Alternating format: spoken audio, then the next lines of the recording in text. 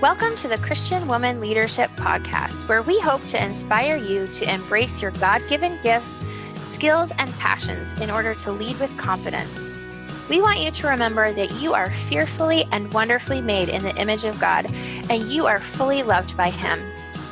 You have been designed on purpose by God with unique gifts and passions in order to love and lead those around you. I'm your host, Esther Littlefield, a pastor's wife, business owner, mom, and writer. And I'm Esther's co-host, Holly Kane. I'm a wife, mom, and business owner. I also write at hollykane.org, where I focus on my passion for women's ministry. Together, we chat about important issues that Christian women leaders face. In addition, we interview other women just like you who lead in various roles, from church to community to business. Through this podcast, we offer you encouragement, tools, and resources to help you on your leadership journey. We are so glad you're here with us. Hi, friend, and welcome to episode 88 of the Christian Woman Leadership Podcast. I'm your host, Esther Littlefield, and today I am talking with my co-host, Holly Kane, and our guest, Kelsy Schmidt. Today, you're going to hear Kelsy's leadership journey and also about how she and her husband asked a key question that caused them to go on a journey of simplifying in a lot of unexpected ways. One of the things that I have as a takeaway from this conversation is how simplifying isn't always a clear-cut, simple path. In fact, it can get really messy. And there is a lot of trusting God involved when you decide to simplify your life. So I know you're going to enjoy this story with Kelsy. And before we jump in, let me tell you a little bit more about her. Kelsy Schmidt is the founder of Innowick, an operations services firm that helps business leaders through streamlining systems, data analytics, and operations strategy. She left corporate and ventured into the online business space in 2018 and founded her company shortly thereafter. She has been in an operations role for over 15 years, gaining experiences in project management, systems implementation, business process automation, accounting and reporting, and supervising teams. Kelsy is from Kansas and now based out of Georgia. She is a full-time RVer who enjoys nature and exploring the U.S. with her husband, 3-year-old son, and pup. You are going to love hearing from Kelsy, and our conversation takes us in a lot of different directions, so be sure to stick around and hear the full story of how Kelsy and her family have simplified their lives as we wrap up our series on Simplify. Now let's dive in to our conversation. Welcome, Kelsy, to the show. I'm so excited to have you here with us. Yes, thank you. I'm excited to be here. Great. Well, let's just start with you sharing a little bit about yourself and what your life and leadership looks like for you right now. Okay, so a little bit about myself. I am a wife and mom to a toddler and what I'll call an 11-year-old pup. She travels with us as well, and we are full-time RVers at this point. So I have family and friends throughout the U.S. We love to go see them whenever possible, when work or other projects allow us. I am originally from Kansas, and you'll hear about this throughout the journey, but I'm originally from Kansas, lived there 33 years until recently setting down more of some roots in Georgia. And so we're kind of working through all that right now as well. And I recently started an online business. It's basically an operations services firm that helps business leaders streamlining their own systems. So that is what I do in the business front. And so from a leadership perspective, there's just a lot of learning and growing there, learning about how online business works. I have a corporate background with some leadership aspects and roles there that I'm trying to bring and translate into the online space. Perfect. I love that. I can't wait to dive into more about the RVing. But before we do that, I would love for you to tell us a little bit more about your leadership journey and maybe when you realized along the way that you were in fact a leader.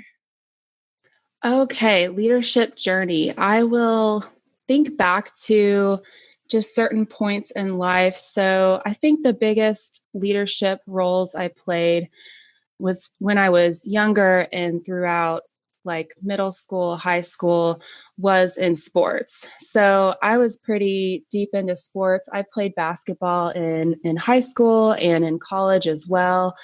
Did things like being a team captain. And so from there, I would say, and my personality type, I am an ISFJ on the Myers-Briggs. And so I'm more of a leader by example. So when I was growing up playing basketball, I would, I wasn't the one on the court necessarily telling people what to do. I was more so leading by example and empathizing with people. So that is kind of growing up where it started. And then it was just throughout corporate a natural progression. So I can't say I had necessarily a huge aha moment or one specific point in life, but more so just a journey over time and understanding that I like to teach and share things with people and just serve people and help them when I can. And so just that desire to be there for people and help people, I think is what translates into me being a leader. So, I think of it more as a partnership and teamwork effort as far as me being a leader. Mm. I love that perspective of really looking at it as partnering with people and helping them kind of move forward in whatever they're doing. And I can see how you've done that throughout your life. So that's Thank you. awesome. Yeah, I think the one aha moment, now that I'm thinking back more, was when I was in corporate. I had my first supervisor role, and that was a big step for me. And when the reviews came back, and because my goal is always to be a servant leader, and when they actually came back and said those words on a piece of paper, that was when it really resonated with me. And so that's the type of thing that I hope to bring to the online business space and people that I work with. Yeah, that's amazing. All right. So, Kelsy, we met when we were in Texas together, and you actually allowed me to room with you. Never had met me before. It seems like that's a theme with some of my podcast guests is I roomed with them on a trip. So That's awesome. anyway, and one of the things that I loved about getting to know you was hearing this story about a question that you and your husband asked yourselves. And that really led to you making some pretty big changes in your life, as you've already alluded to. So, in this theme where we're talking about simplifying this month, I thought this would be a perfect chance to hear your story. So, can you tell us a little bit more about that question that you asked and kind of everything that happened as a result? Yes, I am so glad to share this story because simplify, while it wasn't a word of mine, because when we were making all these changes, the word was freedom. But simplifying, like that is a big, big word and passion of mine. So it is something that is near and dear to my heart. And so I am happy to share the story. So I'm going to take you back a little bit. This is back to when I was in corporate. So before we even had any idea we were going to live in an RV, for example. So this goes back to the summer of 2016. We started watching YouTube videos about RVing, people kind of doing the fun thing. And we thought we wanted to potentially live in an RV, but our intentions were misguided at that time. So this was actually before our son was born as well. So I was about 3 months pregnant at the time. So obviously lots of things going on. I say that our intentions were misguided at the time because it was more like financial minded. I was like, man, if we just sell our house and cash out, we'd have a little bit left over to go do these things. But at that time, it just wasn't right. I went in, it was like one weekend on a Friday. I went into my corporate job and I was telling people, we're going to move into an RV. And people just looked at me sideways. And then we, over the weekend, drove through the local RV park that was right across the street. And the reason I tell this is because this comes back later in the story. But we drove through this RV park, and I selfishly thought to myself, I was like, I can't live like side by side with people. And it felt like it just didn't feel right. We drove through it and I just couldn't see myself. This was back when I was still very much holding on to my house and everything we had built there. And at the time, I just could not visualize it. So, anyways, fast forward a bit. That was a summer over 3 years ago. And then the following summer was after our son was born, and he was about 6 months old. And this was 2 months after I'd gone back to full-time work. And we had also decided at that point that Ryan, my husband, he would stay home and care for Henrik. So at this time, after making that change, we were a bit stretched financially. And I was doing so I'm an accountant historically. That was one of the things I didn't mention, but I would do one of my monthly budget reviews where I was trying to see where could I get creative. So we're looking at this budget, and there are a lot of things on there, like very futuristic things, like put X amount of dollars in the 401k, put X amount of dollars in the HSA. There were all these very financially driven, responsible decisions, which is fine. Like those are good things to do. But for some reason that day, when I was looking at the budget, there was like a mind shift that happened. I saw all these resources and things, time, resources going out to the future, like this very unknown time. And so at that moment, I was like, and my husband, I kind of got him in on the conversation too. And we were just both like, what are we doing? We have all these things going to the future. What would we change now if we only had 2 years left to make an impact? And so for whatever reason, my mind felt like this 2-year mark was appropriate for us, or to instill change in our lives.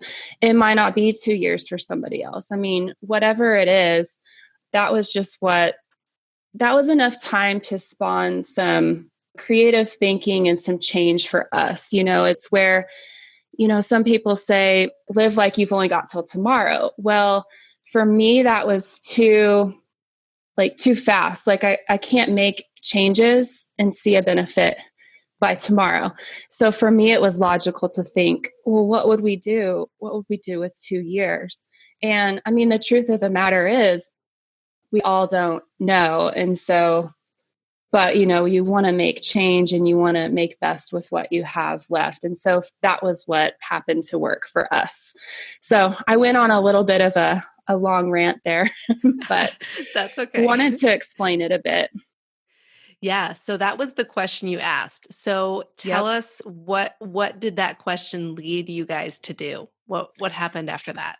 Yeah. So that was the moment that, so we had that meeting, and me and my husband, we didn't leave with any immediate, let's go do something right now, but it was kind of in the back of our minds. And so as we would start going through life, we were just trying to be more aware. I would say at that time we asked that question, it created sort of an awareness.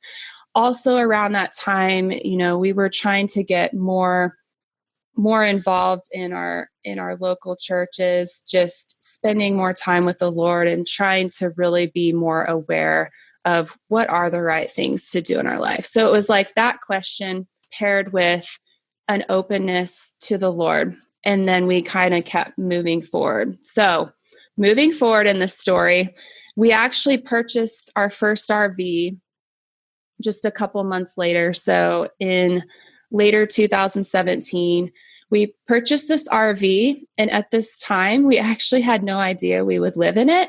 We just owned it and we were like, well, we'll just travel. So then it became this whole thing like, okay, wow, now we have a house. Now we have an RV.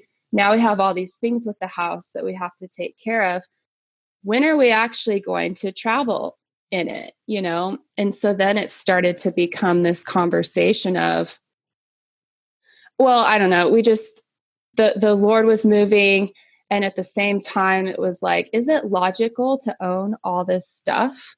So we, you know, after many, many, many conversations and late nights, me and my husband aligned and we decided to tell our family in November, you know, that following November. So in that same fall timeframe, we told our families we were planning to sell the house and move into the RV.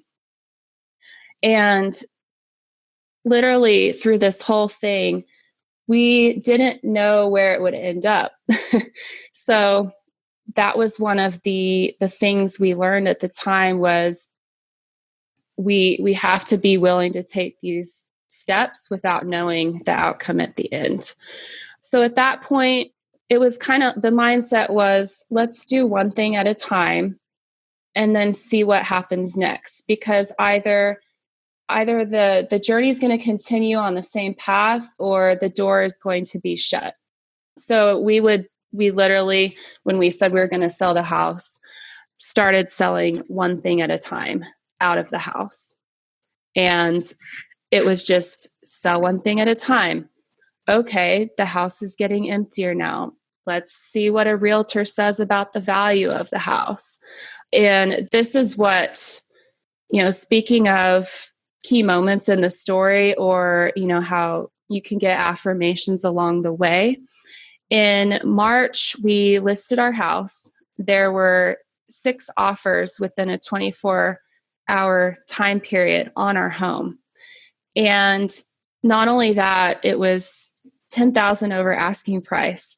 So at that point, it was like, oh, it felt like the heavens were raining down on us and saying, see, like, look what I can do, basically. Because that house, like, that was I say there's like 3 things I gave up along the journey. The house was the very first one. It was more like material type of thing that I was trying to be open about. I'm wondering what the other 2 things you gave up were. Okay. So yeah, I'm telling this story very chronologically. So I'll just continue it. Yeah. Sounds good. So yeah, it was the house first. And then, so at that point, we were still living in Kansas. We were living in the RV full time, completely out of the house. So this is now summer of 2018. We're completely moved out, living in the RV. I'm still working full time, like my normal corporate role. And so I was just commuting from the RV to work, just like I was from the house. So yeah, the second thing I gave up was my identity in corporate. So I had spent 10 years there working into a role that was in a corporate setting. That was like my ideal role.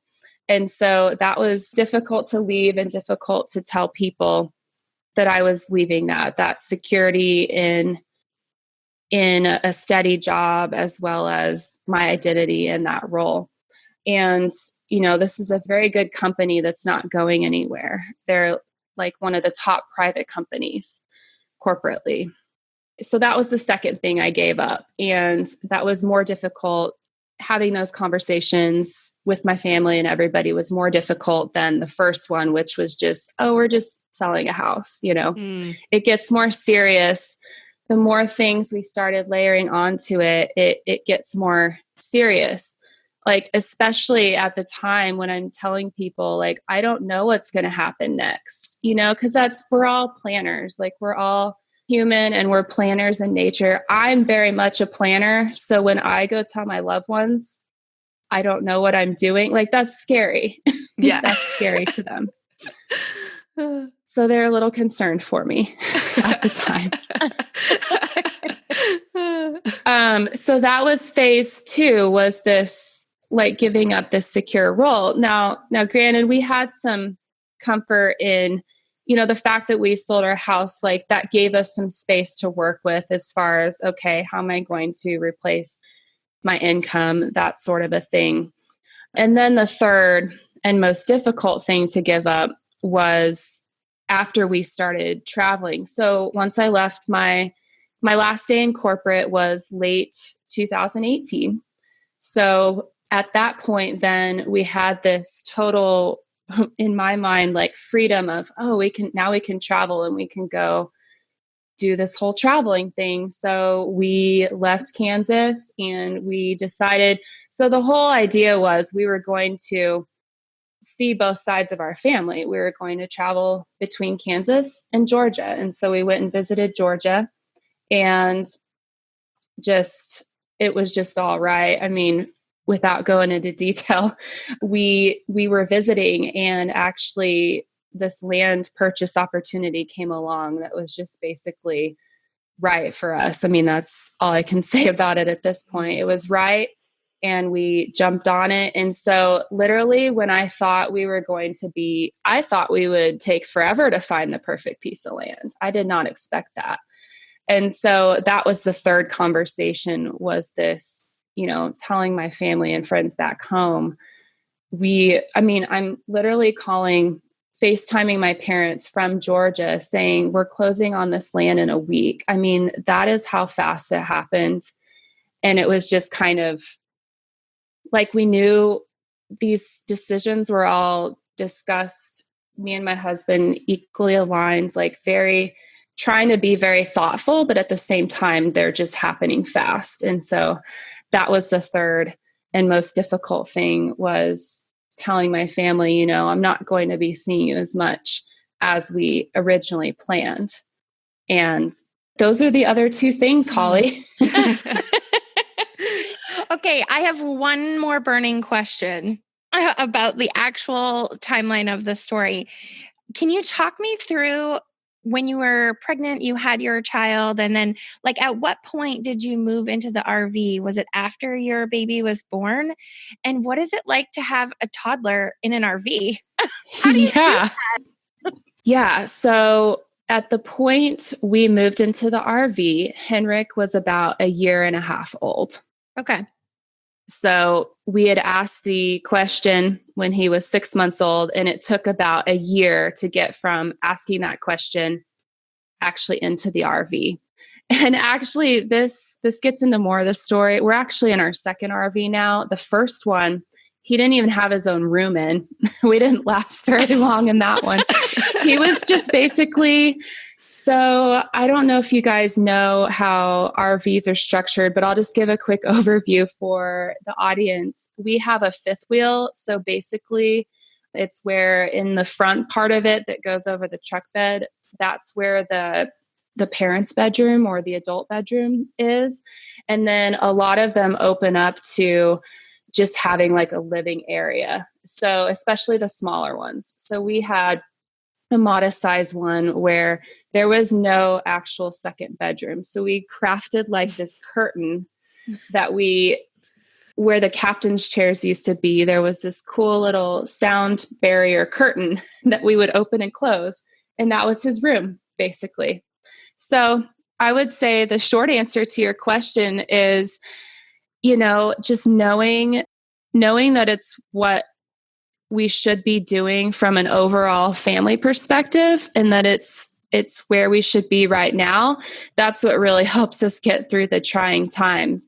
And, logistically, it's just doing things creative like that curtain and looking at your options. So we actually moved up from that first RV into another RV, which is the one we're currently in, where Henrik actually has his own room. And I would say for us, it is key to be spending time outdoors. So that is a part of what it's all about for us as well. We find that when we can have more time outside and more compartmentalized time, that certainly helps, especially when I'm working, because I'm also working from the RV as well. So we got the whole operation going on in there. I love it.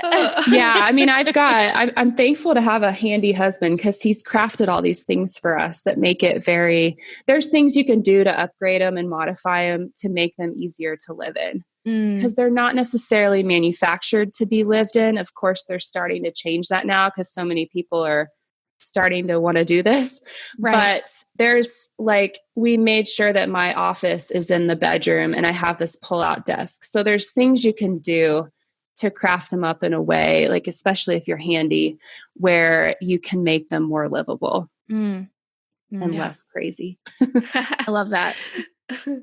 So, Kelsy, so you mentioned now that you're in Georgia and you guys have bought land.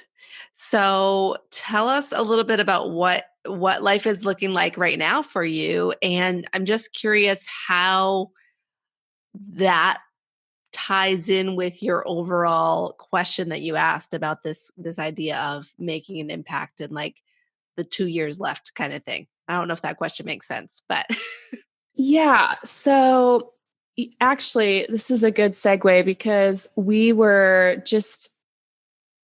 still trying to figure out exactly what's going to happen with the land.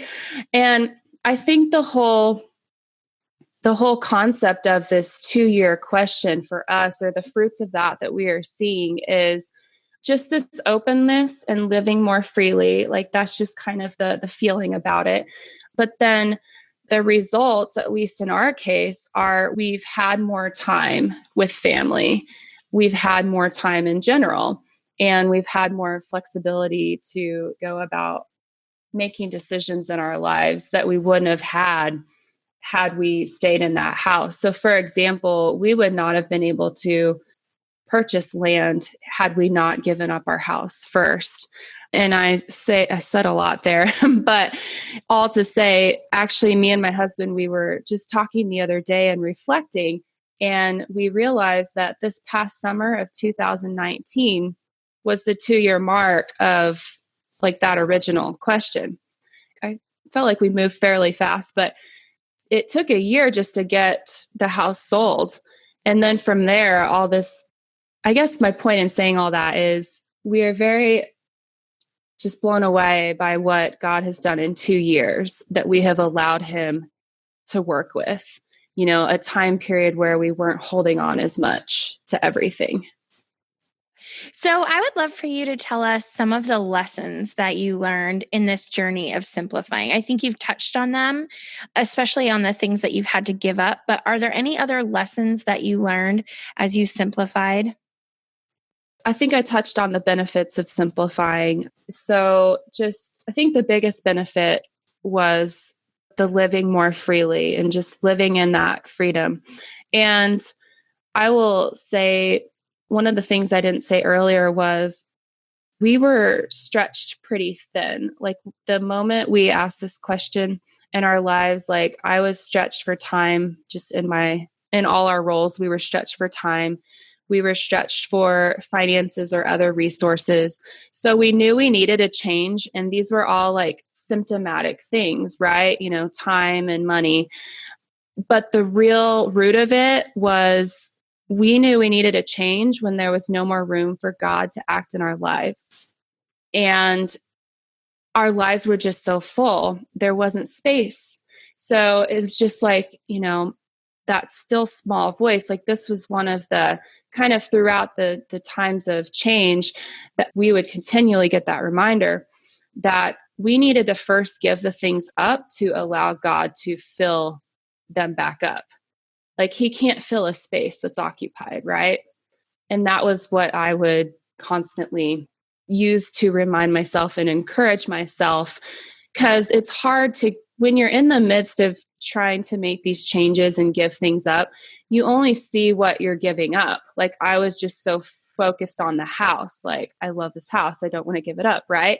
But you don't know what's on the other end until later. That's that whole trusting part. You have to trust that he knows us and he knows what's best for us in those moments. So that was one big lesson, was it's just kind of that tug and pull and like just letting it go. Yeah. And then I think the other one I touched on earlier is we have to be willing to take those leaps of faith without knowing the outcome, which that last one was kind of like leading into that.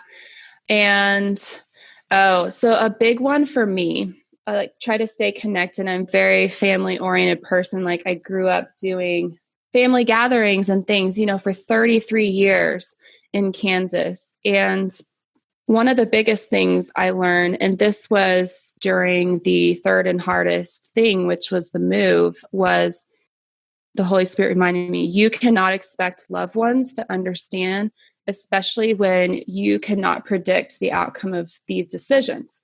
So I was making decisions, not knowing, having a feeling or gut instinct that they're right, but you don't know exactly how they're going to turn out. So you don't, when people ask the hard questions, sometimes you just throw your hands up because you're like, I don't know what to say. A very, very respected family member in my life at one point it was just hard and was asking questions like, I don't know if this is what the Holy Spirit has for you. And that hit me pretty heavy because we're both very in fellowship, very close. And to hear that level of doubt was difficult. And I think it's because it was just so, there was times when it was convoluted. There was times when I wasn't articulating myself or explaining it very well. And then also at the same time, the thought of, well, and this was the Holy Spirit told me, stop trying to explain yourself. You cannot expect them to understand what you yourself don't understand. That came after a difficult phone conversation, like right after I hung up the phone. That was what came to my mind. And when you're wrestling with something and something enters your mind, like you're like, okay, that's not me. Like that's God. That was the realization. I can't explain something that is not there to explain, So that was a big learning for me throughout. What I'm thinking about as you're sharing the story, and I know I already heard the story, but I'm getting to hear it a second time, is we like to think about this idea of simplifying our lives as like this beautiful experience and just like getting rid of stuff we don't need and like picturing, I don't know, it feels idyllic, I think, when you think of the word simplicity or simplify, right? But what it seems like your experience was kind of messy and like this is the messy middle. actually chaotic at some points where you didn't really know what was going to happen next. And maybe, like you said, you weren't even necessarily thinking about the word simplify at that point. But, I guess it's just a reminder to myself and to everyone listening, like a journey of simplifying is really a journey of trusting God. Like everything you've done has required you to trust that God has this under control and that God has your future and that you're not actually the one in control of your future. Would you say that's true? Very true. So very true. I don't even have anything to add to that at this point. I think I wanted to say that before we get into the practical application side, because I know you have some things that you might want to share with our listeners about what would you recommend for someone who is sensing that God is asking them to start simplifying. And I wanted to share that before you shared your application because it might be messy, folks. So So why don't you share what would you recommend for people if they're sensing God speaking to them about this principle? Yes. So practically speaking at the highest level, and this kind of goes back to what we were just talking about a little bit too, of just take it one day at a time.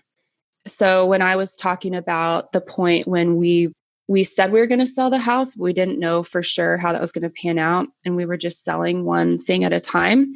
It was like taking those baby steps. So take it one day at a time and see what happens with it and take rest when you need it. So that's what I say. Selling the house was an outcome, but that outcome literally started with one thing at a time. The 7 Habits book, and I don't have the quote right in front of me. I wish I would have grabbed it, but it says something to the effect of a 1,000-mile journey is taken one step at a time. And that was something I held on to kind of throughout that journey.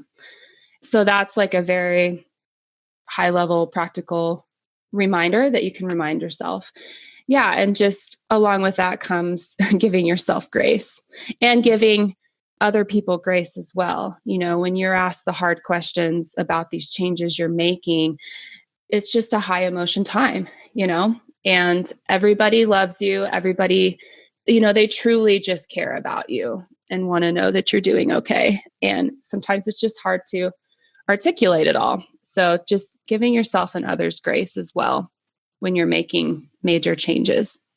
And then I did come up with 4 practical areas that we can all kind of think about and simplify.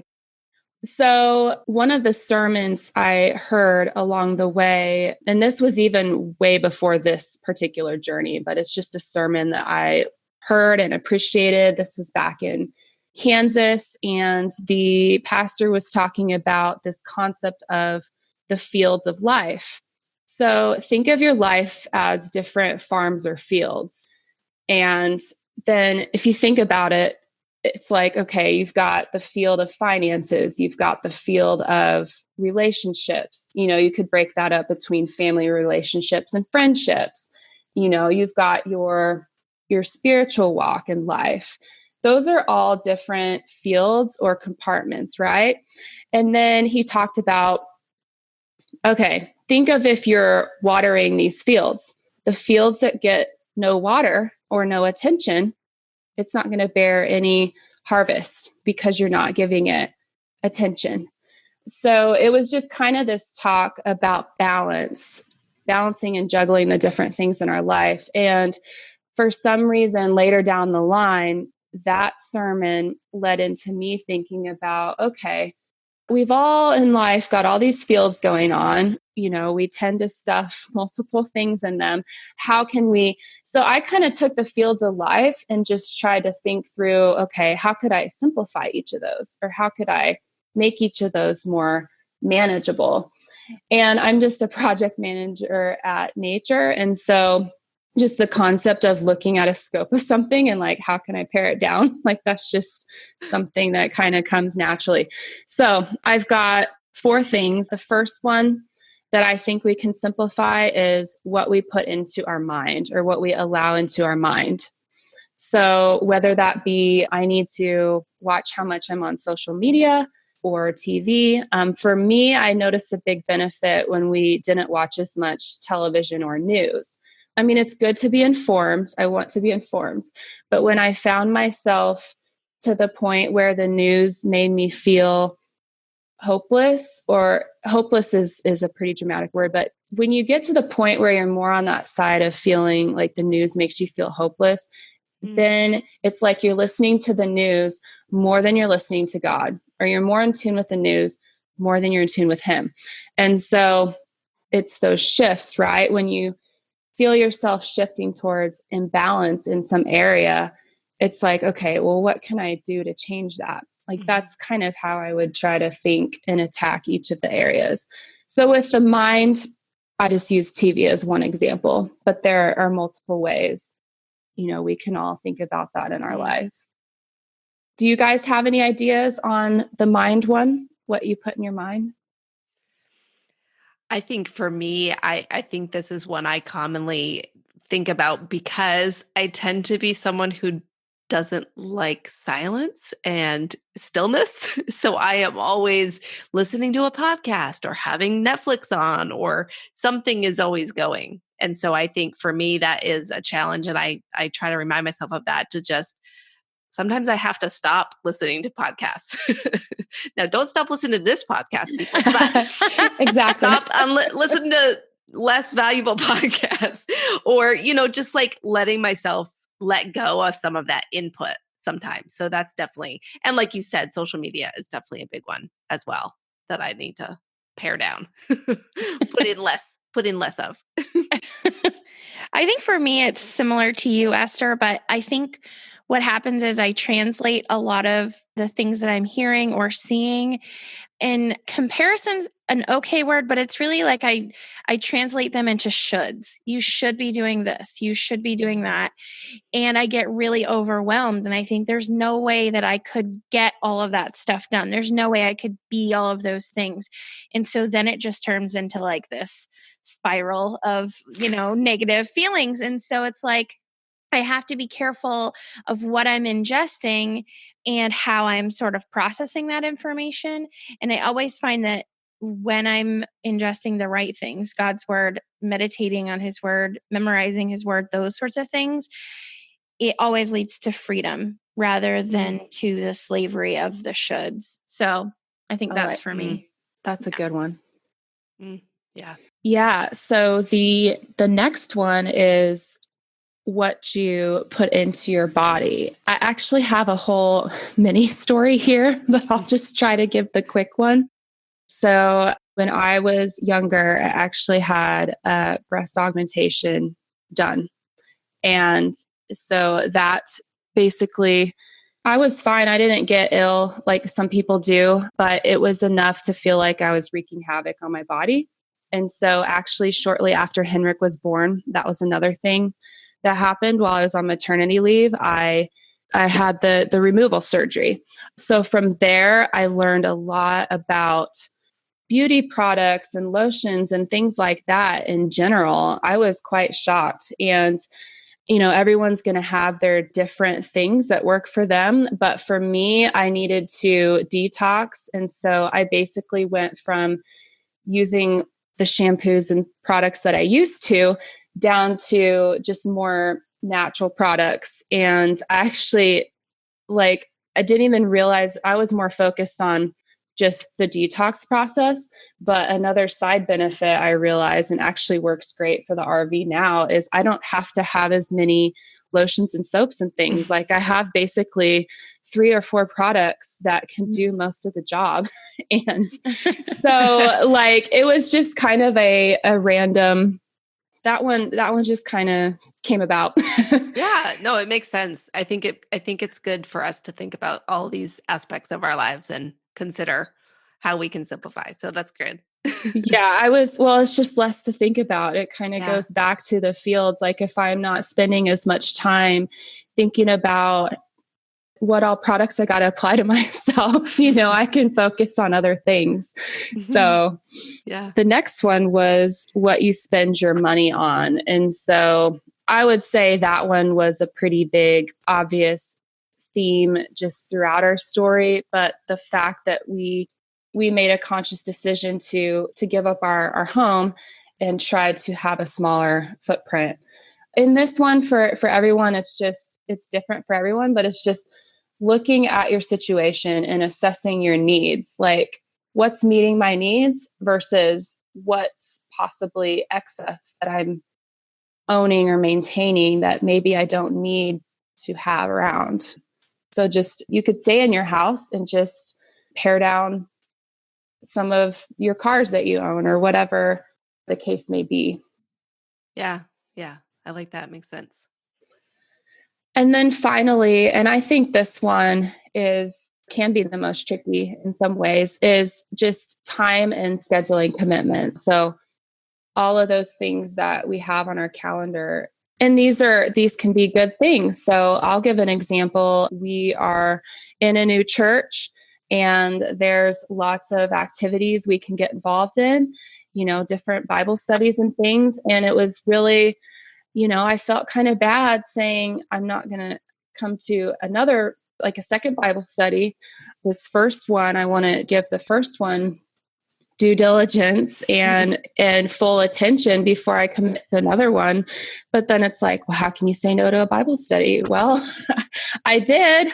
And it's those things that people you want to see and friendships you want to do. And it's just having those conversations and letting people know, hey, I value our friendship. I want to spend time with you. I can't do it right now, but I can do it next week. I love that. I think that it's really good for each of us to remember those different categories, I guess, in our life. And I think it kind of comes down to consistently asking God what in those categories we're needing to surrender and what he wants to use, what he wants to work through. And so I just love that you had those very practical tips. And I think that sometimes we get so caught up in goals and so caught up in where we're going that we forget to actually assess like what those goals actually are. Is that really where God wants us headed? And sometimes he'll take us on a journey that we don't really expect. So I've been loving hearing your story. One of the things that we kind of talk about here is being multi-passionate and juggling different things. And so as you're kind of going along with this theme of simplify through all the things that you're multi-passionate about, I'm wondering if you have any habits and routines that sort of make that easier, make you more effective in what you actually are pouring your time, money, and attention into? Actually, I will say one thing recently that has really helped is I'm going to give a shout out to Nat Gingrich. She told me about in a training, I learned about this, and she may have learned it somewhere else too. I'm not sure, but there's this concept of the ideal week. And so from a scheduling perspective, you're going to schedule what you prioritize. If it's not enough to be in your schedule, like it's not top of mind, it's not a priority. And so one of the things that I really needed to do a better job of scheduling was my workout time and my quiet time and time of reflection and in the word, because if I don't schedule everything, it can get crowded by the other things that are naturally scheduled, like work activities, especially working from home. And so I literally time block family time, this podcast, family time after this podcast. And that at least gives me, I still violate the schedule because I'm human, but it at least creates a heightened awareness as I'm going about my day. So it takes about 1 hour per week. So I'll sit down on Sundays or Monday morning. I'll spend an hour and I'll time block. And it also gives you a reality check. If you try to time block for the week and you're like, it gives you, it's like, oh, wow, I need to cut 5 things off my list this week and tell people no on whatever areas. And it serves as a communication tool, because if I do that, then I can have the appropriate conversations with people and they're less disappointed at me, hopefully. Yeah. I I think that's such a good tip. And I love doing the ideal week too. It's something I think we've talked about that on the podcast before, because I would not be able to get through my week without my Google Calendar telling me what to do. So it's such a helpful practical tip. So, Kelsy, as we get ready to wrap up, I always like to ask this because I think that we all are at different places in our journey and in our life experience. But a lot of times we have people listening who maybe are just a little bit further back in their journey than we are. So if you could share some advice with someone who is maybe just starting out in her career, in her ministry life, what would you share with her? Oh, that's a good question. Not to put the pressure on or anything. For me and my personality type, wanting to be a person of service, wanting to be that good friend, I'm a yes person naturally. And so I don't know, I feel like maybe I should have something deeper than this, but for me, something that I feel like would have served me really well is just, it's okay to say no. And there are kind ways to say no. And you still love the person when you say no. So the word no is okay. Like, I think that's a big thing, like thinking back through different roles I had in corporate and then moving into leadership roles, I had to get stronger and stronger about knowing when to say no to others, we're saying no to ourselves too. Like, there's places where we need to say no to ourselves, no to others. And that way we can say yes to the right things. So that would be one. I love that because I could have used that 10, 15 years ago, big time. And all the different aspects that it affects, when you constantly say yes to things, it's just crazy. So yeah, it's like a snowball that you don't know is big until it's a huge snowball, like the saying yes thing. Exactly. So. And then you're getting, run over by the snowball and you have literally no control. Yeah. And one of the things I try to remind myself too is how good of a friend or mom or wife am I going to be if I'm spread so thin that I can't be like any of those things. Right. So I try to remember that too. Yes. So on the podcast, we consider leaders to be learners. We think that that is a really good thing to continue on in and never really fully feel like you've arrived. So I would love to know what you've been learning or reading or listening to lately that has been helpful to you or that you're enjoying. You are going to love this because I'm literally right now going back to the Bible basics. I'm reading the Gospels and I'm currently in Matthew. So I recently started. And the thought is I just want to get a better understanding of what Jesus went through on earth. So I'm hoping that I shouldn't just be hoping. I'm sure that once I get through it, I can grasp that better and be more thoughtful with my time here. Just understanding what he went through should help me think about that better in my own life. So that's like from just a reading perspective recently. And then this is not a book or anything per se, but just a tool that I love to utilize when I'm working or in quiet time. But I love listening to soaking worship music. I don't know if you guys have heard of that or listened to it. I but have never. No. It is wonderful. If you go onto YouTube and just look up soaking worship music, there's like 1 hour segments or 3 hour or 5 hour or all the way up to 7 hours. And it just plays very calming music. And the idea is it's also worship music too, but there's no lyrics. It's just background music. And I work to that and it's just nice background noise. That's amazing. I would love that because I have used other tools for background music. I cannot do anything with lyrics while I'm working. Yep. It gets me in the zone. Yeah. Like you talk about like workflow, that music, it'll just, you'll have to let me know if you try it. Okay. Yeah. We're going to have to find that and put that in the show notes for people to check it out. And I'm going to check it out. So yeah, I'll find a mix and I can get it to you. Okay. Awesome. Yes. My family loves to listen to very loud music first thing in the morning. And then this morning I was like, guys, can't we just like put on some worship music? Like I'm just not fully awake yet. And I can't deal with like Skillet first thing. You're like, this is 5 p.m. level or 1 p.m. level. I'm not there yet. And then same thing when I'm working. I'm like, I can't do loud, and I like the rock and roll kind of stuff, but not while I'm working. It just doesn't. Yeah. It's soaking worship for work and then Lecrae for working out. That's right. There we go. Good mixture. That's so funny because I was at Esther's last week and one day I woke up to Christmas music. It wasn't like it didn't. That's my husband. It's not me, people. No. I love that. It drives me crazy, people. We have one of those, Echo Dots, and it's like, it's right in the living room. And so I have, even though it technically is mine, I rarely get to choose the music that's coming out of it.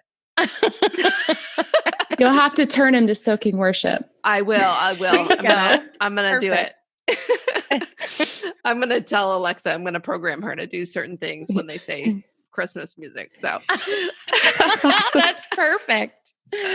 Okay. Well, we're getting sidetracked, but Kelsy, as we close out here, let's have you share just how people can connect with you. And if you have anything that you want to offer our audience, feel free to share that right now. Okay. So I think there will be some social links of what's currently going on in the show notes. Yes. Honestly, this is an evolution, but the best way right now is I have my landing page set up at innowick.com. So that's INNOWIK. So if you want to learn some ways to perhaps simplify in your business, that is something that I could talk to you about. There's also, I'm giving away top 10 automations for small business. There's a guide out there. So feel free to go out there and check it out. Awesome. Yeah, Perfect. That's great. Thank you so much for that. Well, thank you again, Kelsy, for taking the time to share your story with us and be here with us today. Yes, I so appreciate it. It is an honor to be on here and share with you all. Thank you. Thank you. Thanks for joining us on the Christian Women Leadership Podcast. If you enjoyed this conversation, come and join us in our private Facebook community. We would love to get to know you better so that we can make sure the podcast is providing what you need. Plus, you can share your questions and ideas, and you'll be surrounded by incredible Christian women leaders. To join the group, visit estherlittlefield.com/group. Now, don't forget, your leadership matters, and it's time for you to embrace your gifts and lead with confidence.